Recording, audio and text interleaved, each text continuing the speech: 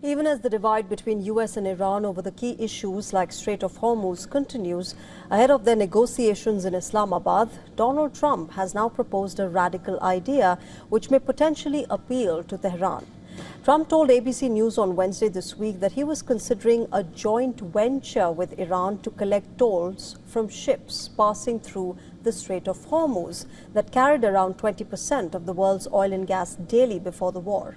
Earlier, remember, he had declared that the US will not only help with traffic build-up in this strategic waterway, but also big money will be made. Then on Thursday, the US president took offense at Iran allegedly charging tankers going through Hormuz and asked Tehran to stop doing so.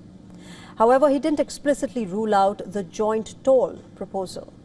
While Iran officially claims that ships can pass through Hormuz by coordinating with the IRGC Navy, traffic remains stagnant. As per Kepler, only 10 ships have passed through the strait from the beginning of the ceasefire till Thursday. Trump's frustration came to the fore yet again on Truth Social. He complained that Iran is violating the ceasefire agreement by doing a very poor job of allowing oil to go through Hormuz. In another post, he hinted that oil will start flowing with or without help of Iran. Now, what is Iran's plan for Hormuz? It's listed continued control over the strategic waterway in its 10-point proposal. Its new leader, Ayatollah Mojtaba Khamenei's focus on Hormuz as a key tool became clear from his latest statement. He said, and I quote him, "We are entering a new era with management of the Strait of Hormuz." At the same time, Mojtaba Khamenei asserted that Iran will not give up its rightful rights and will seek reparations for damages that were incurred during this war.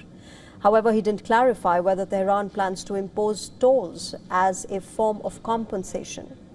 Trump's joint toll proposal comes at a juncture where Iran is mulling a bill to charge transit fees. Meanwhile, Ibrahim Azizi, the head of the National Security Commission in Iran's parliament, told the media that a parliamentary proposal on transit fees through the Hormuz is currently under review. According to this plan, fees will be paid in Iran's national currency, rial. An agreement may also be signed with Oman if it's required. We have clearly stated this, that the Strait of Hormuz, after the approval of this law, will decisively come under the comprehensive control of the armed forces and other security bodies. Although even now I remind the noble nation of Islamic Iran, all movements, traffic, comings and goings in the Strait of Hormuz are under strict, precise and calculated control of our armed forces. What does the international law say on maritime tolls? As per Articles 37 to 47 of the United Nations Convention on Law of the Sea, all ships enjoy the right of transit passage for free in international straits like the Hormuz. Fees can be charged only for specific services rendered to ships. These duties shall be levied without discrimination.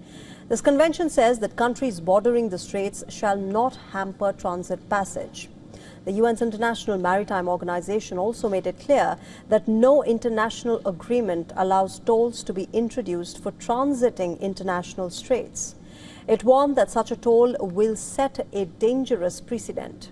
Now, amid Trump putting pressure on NATO allies to find a solution to reopen the Hormuz within days, UK's Prime Minister Keir Starmer revealed that he discussed military options regarding this in a phone call with the American president. Spent most of the time on the call talking about the practical plan that's going to be needed to get navigation through the Strait and the role that the UK is playing. For a couple of weeks now, we've been pulling together a coalition of countries, now over 30 countries, working on a political and diplomatic plan, but also looking at military capabilities and actually the logistics of actually moving vessels through the Strait.